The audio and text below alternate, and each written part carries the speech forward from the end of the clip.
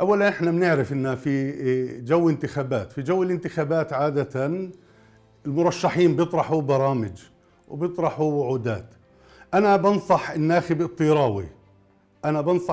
الطيراوي إنه يتعلم كيف يتعامل مع هاي الوعودات ومع هاي البرامج. هناك برامج ووعودات خيالية لا تتصل بالواقع ولا بأي صلة.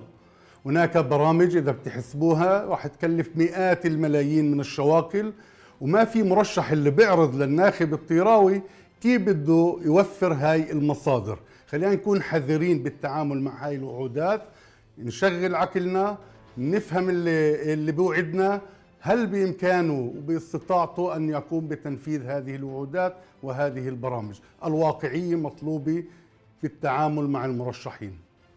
ومثل ما بنعرف باللغة العربية البسيطة، الخراف وكمان الوعودات ما في عليها جمرك.